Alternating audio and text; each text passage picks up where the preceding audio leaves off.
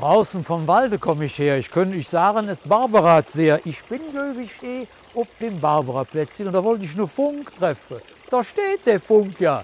Liefen Jünter.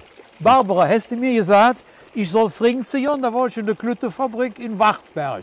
Haben sie mir die Klütten in der Hand gedrückt. Und ein paar Blümchen soll ich mitbringen. Es ist nicht ganz genau, aber mit viel von Hetze in einem Siphon. Was bedeutet das im Zusammenhang mit Barbara?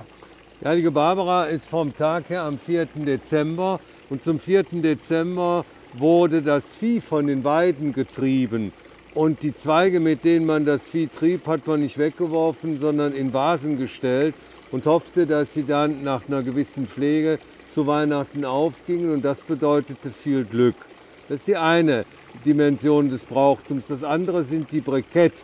Man wollte dann in dieser Zeit vor Weihnachten den Kindern auch beibringen, ihre Schuhe zu putzen. Und dann hat man sie dazu gebracht, indem man ihnen ankündigte, Süßigkeiten reinzustellen, wenn die sauber geputzt sind. Wenn die aber nicht sauber geputzt sind, sondern klütteschwarz sind, dann kam ein Klütten rein und damit haben wir den Brikett im Brauchtum dann integriert.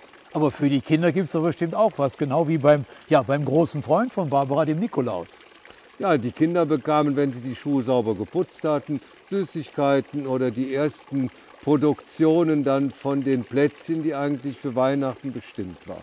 Sehr schön. Und wie ist das literarisch zu belegen? Gibt es auch Literatur, gibt es Gedichte, Geschichten um Barbara? Oh ja, und die wollen wir jetzt hören. Ja, wir befinden uns im Pfarrbezirk von St. Barbara hier in Köln-Neu-Ehrenfeld. Und der Barbara Brunnen erzählt uns, wie ein Kind träumt.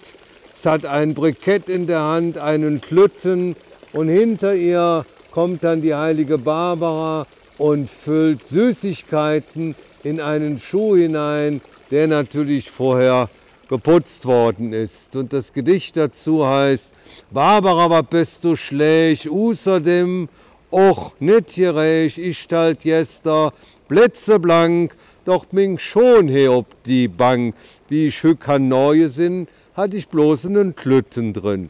Barbara, du deist mir leid, nennst du dat Gerechtigkeit? No, ich muss jetzt zwar gestehen, da die et nit selbst gedon, denn sag selbst, war dat nit net heming schon, die hätt mir ming Schwester blank geputzt, für einen Josche und einen Butz. Weil ich der Dienst bezahlt, han ming schon nicht obgestalt, kunt ihr hoffe, weil se blank, dat ich drin jet krät zum Dank. Du hes, ist dat dann en Art, nun en Klütten drin gelad. Dank ob so en Art und Wies, fingen ich verhaftig fies. Jetzt ist mir nur eins nit klar, woher wusst dat aus dat nur.